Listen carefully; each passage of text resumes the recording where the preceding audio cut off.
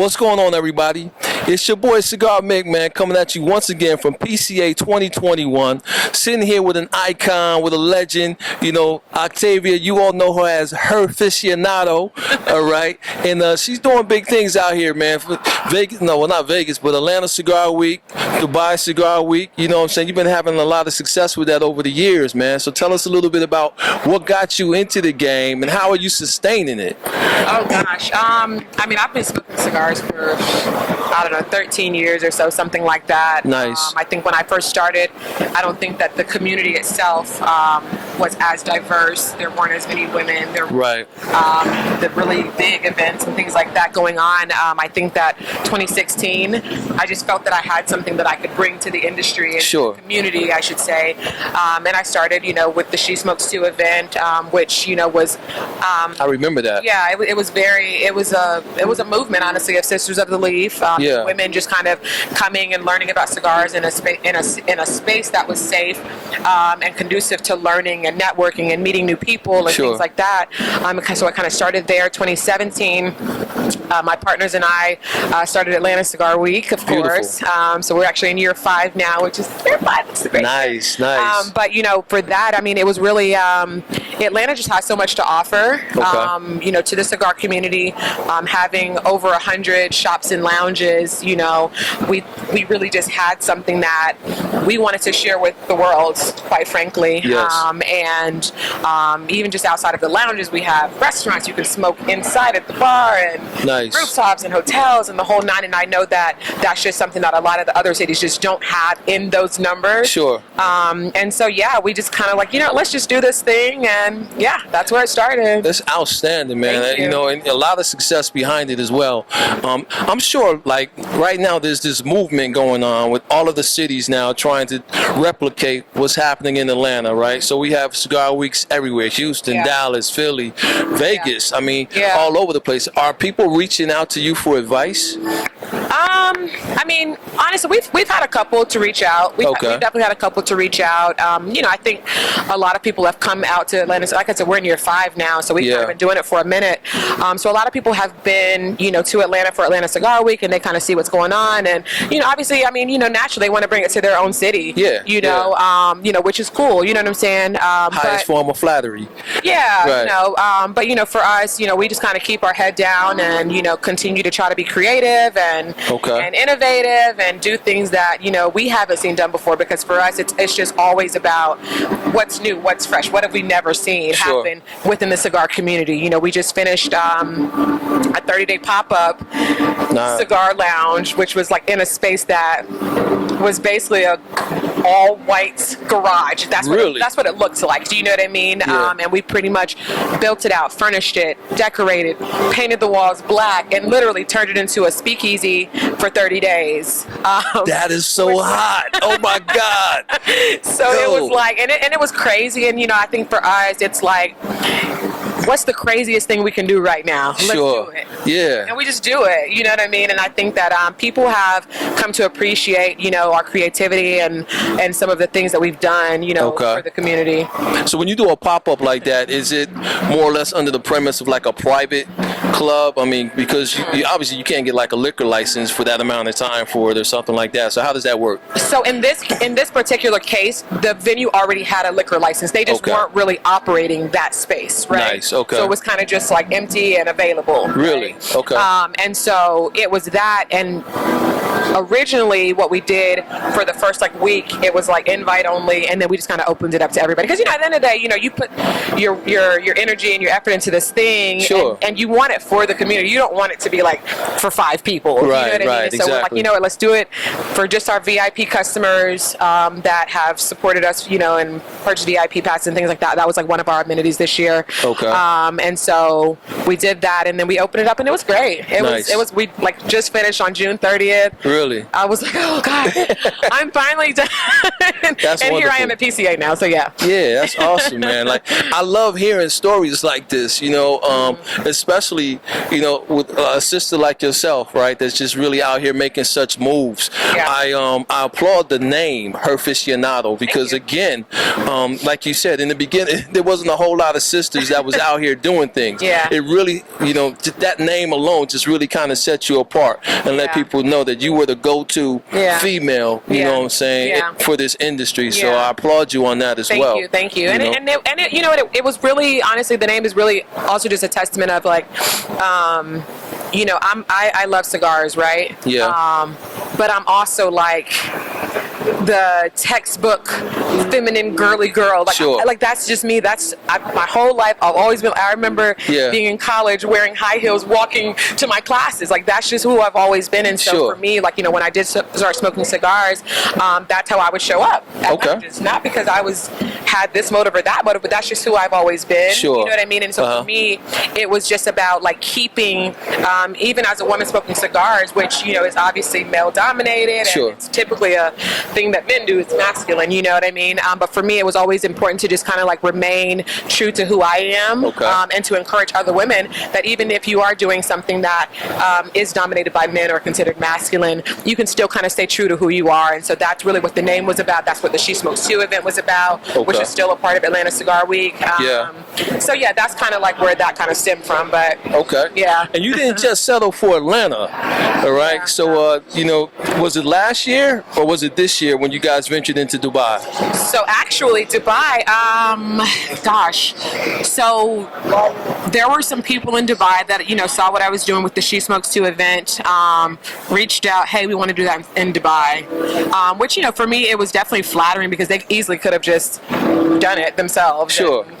I would have been none the wiser. Do you know what I mean? But they actually reached out to me and said, hey, we want to bring you out here, and so on and so forth. So we actually went twice. So I did the She Smokes Too event. That was, I think it was either 2016 or 2017. And then maybe 6 months later, we circled back and did a week.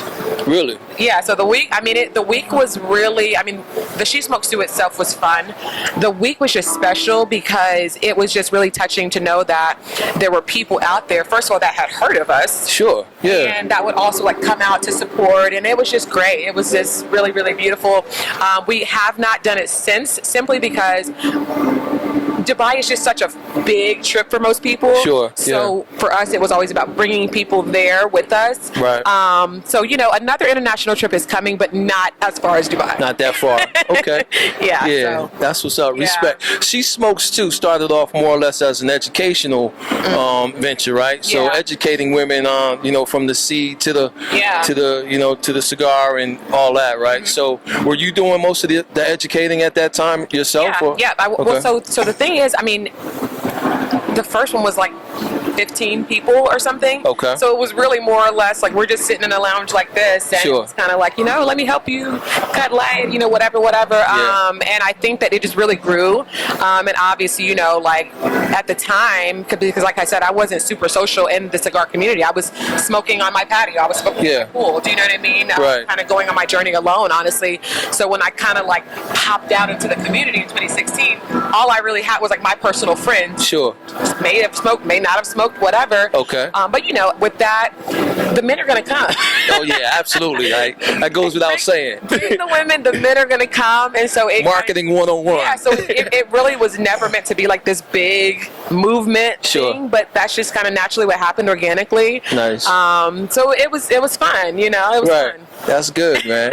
That's what they say, despise not your small beginnings, Even a puff a minute. We just started off one day with me and my man Jaron, right? Cigar Banker. We're sitting in the yard, we smoking cigars, and we always celebrated the conversations that people have while they're smoking. Sure. So we'll be back there having these deep philosophical conversations about whatever. Yeah.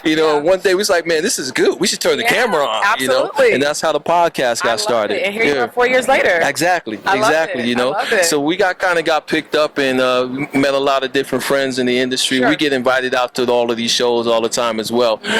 We don't really have the ability to travel to everywhere, but there are select shows that we always make sure that we're there. Sure. You know, so and this is one of them. So PCA has always been. It was IPCPR back when we started with it, but it's always been one of the staples for us as well. Yeah, so. You have to be here. I mean, you have to be here.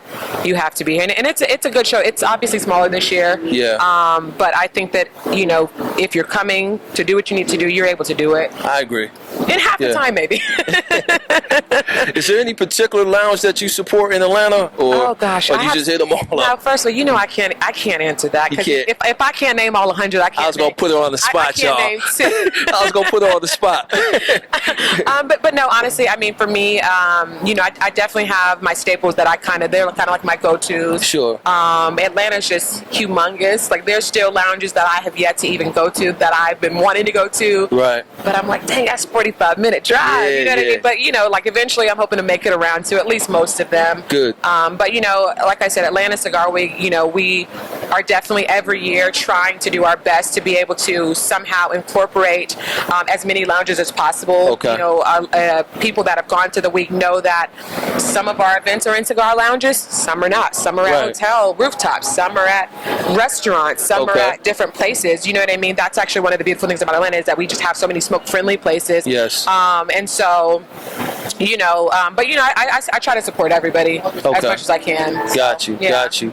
Well, we just ventured into, as I was saying a little earlier, having the Vegas Cigar Week here in Vegas. So the first one I would say was last October time frame. It was in the midst of COVID. Right. There was a lot going on. Sugar Daddies is the black-owned lounge out here, and they had the first one, and then they had another one for the spring edition that just happened back in April, which was a little bit more of a success, right? So again, we were just coming out of COVID. A lot of folks traveled. People always looking for an excuse to go to Vegas. So people traveled out, and it was really cool. But what advice would you have, having been doing this for like 5 years, and with Vegas being in its infancy, right? What advice would you have for those who are trying to, create that movement out here? I mean, and honestly, my advice would be for Vegas or this place or that place or anyone, and honestly, anyone that's just kind of trying to create a festival of sorts. Be creative. Do you know what I mean? That's probably the top thing. Be creative.